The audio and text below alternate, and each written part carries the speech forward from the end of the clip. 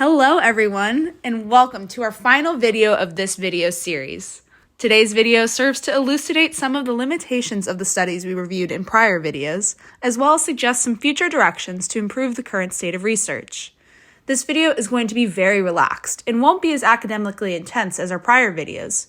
So, kick your feet up, grab a nice refreshing beverage, and enjoy our last installment together. Without any further ado, let's get into it.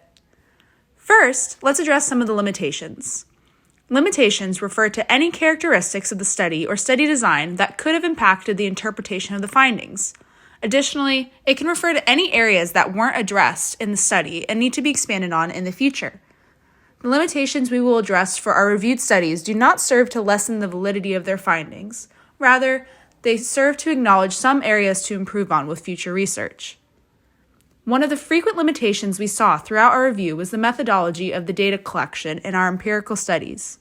For example, let's focus on the studies investigating the rise of externalizing problems following chronic peer rejection or exclusion. A majority of the data acquired from our reviewed studies relied on laboratory simulations of externalizing problems, such as aggression through the voodoo doll task or risky behaviors in the stoplight task, rather than real-world observed behavior.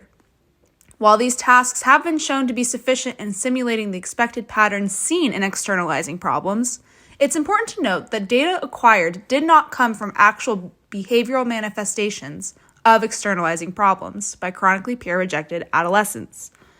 One reason for this decision to use laboratory simulations lies in the methods of obtaining neurological data.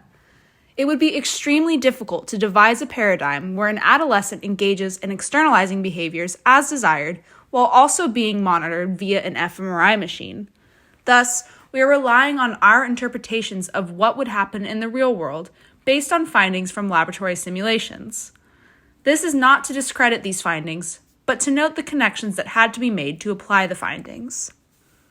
Speaking of neurological data, another limitation is the restriction in the type of neurological data that researchers can ethically collect using human participants. While animal models allow researchers to observe molecular mechanisms such as the neurotransmitter system or neuropeptides through brain slices, ethical limitations prevent this data collection from humans, and we're limited to looking at fMRI activity. As a result, there may be additional neural mechanisms that are affected by these periods of negative peer experiences that we just do not have the data on. Once the limitations have been identified, one can begin to think about the future directions to take to improve on the previous research and advance our current understanding in the field. Let's address some future directions we can take to advance our understanding of the neurodevelopmental impact of exposure to chronic peer rejection or social exclusion during adolescence. To address the limitations on the type of data we can collect with human participants, animal models should be utilized in future studies to uncover potential molecular changes occurring in the adolescent brain following chronic peer rejection or victimization.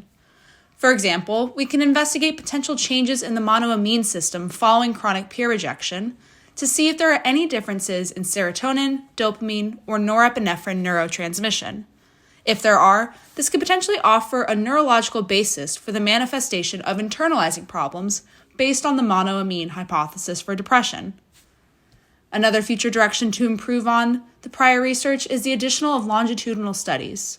By collecting fMRI activity at several time points throughout the life of the participants, we can compare the neural activity of participants at multiple points throughout their life.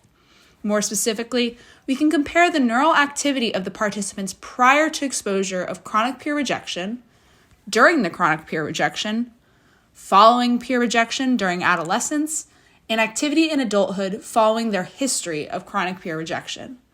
This would allow more accurate interpretations of how the neural activity changes following the exposure to chronic peer rejection. Can you think of any other limitations or findings? Let us know in the comments below. Alrighty everyone, that's my time. This video concludes both our video series and my senior thesis. Woohoo! Thank you for coming on this journey with me, and I hope you learned a little bit along the way. Bye guys!